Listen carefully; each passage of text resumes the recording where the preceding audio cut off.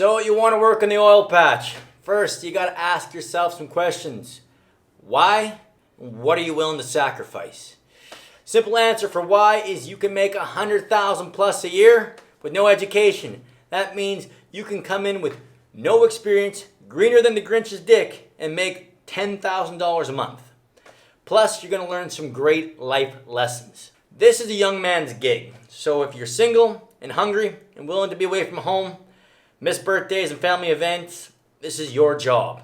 What I'm going to do is break down the different types of jobs in the oil and gas industry.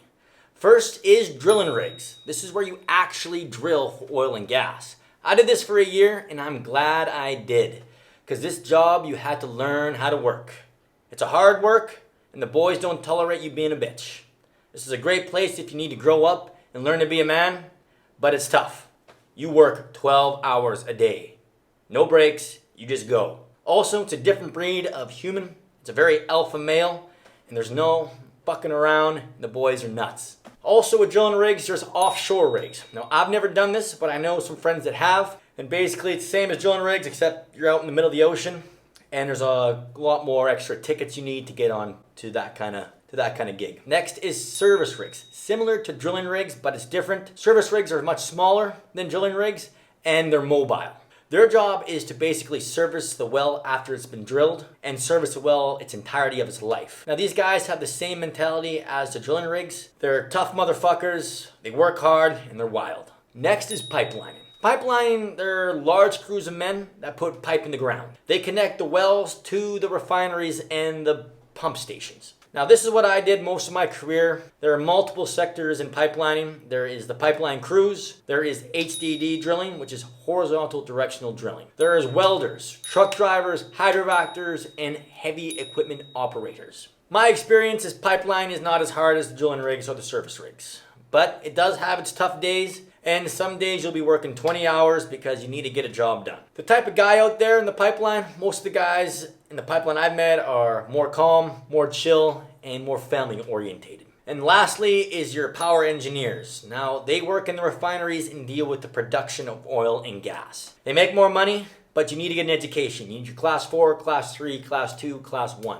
Now, me personally, the things I liked about the drilling rigs was I got in great shape, I got disciplined, and I learned to harden the fuck up. And the thing I liked about the pipeline was the people were great.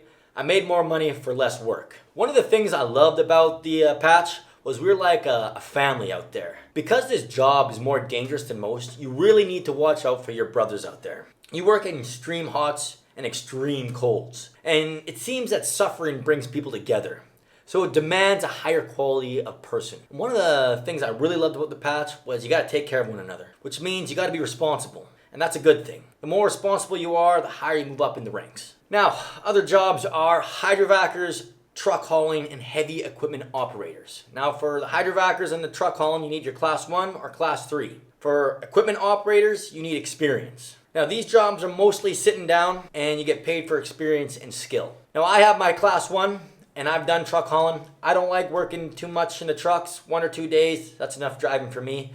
I'm a mover and a shaker, and I gotta be doing stuff. Things you're gonna need to get into the patch. You're gonna need your basic tickets.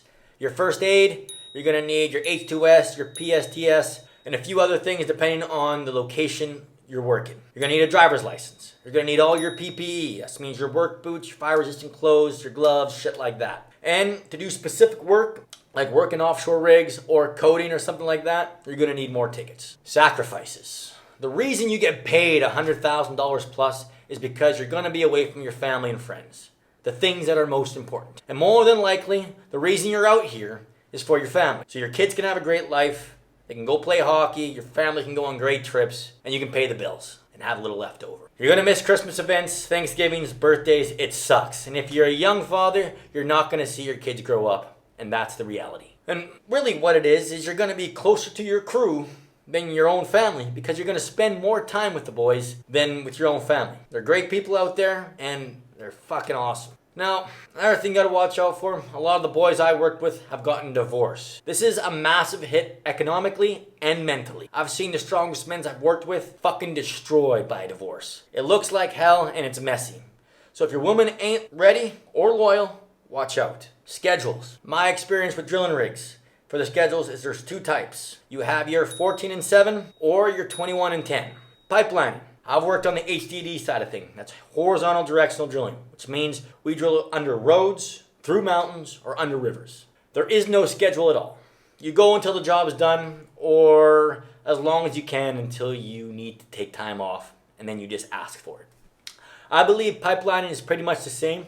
I've worked in different outfits that do a 6-1, and that's just fucking brutal because you will never see your family if you're on a schedule like that. Experience. Out of most of the jobs, you need no experience. And if you can't get a job, you're just not trying hard enough. Now, what the boys don't like fucking whiners, lazy people, and if you're dumb and you put our brothers at risk, you're gonna get ripped on. If you're a drug addict or an alcoholic, you're gonna be at the bottom of the hierarchy, which means you're gonna do all the shitty jobs and you're the punching bag. If you're a weirdo that does strange things, there's a place for you, but you're gonna be a punchline for all the jokes. So basically, if you're a fuckhead and you do stupid shit like make our life harder or you put our brothers at risk, we're gonna find a way to get rid of you. The great benefits of working in the oil patch, I can only speak for myself. It was probably one of the greatest learning experiences of my life. I started at 23, and I would say I was a boy when I came in. And I met some of my greatest leaders and teachers of my life. They were fucking hard on me. But hard teaches best. Hard makes good character. And helped turn me into a man that can take on responsibility for others.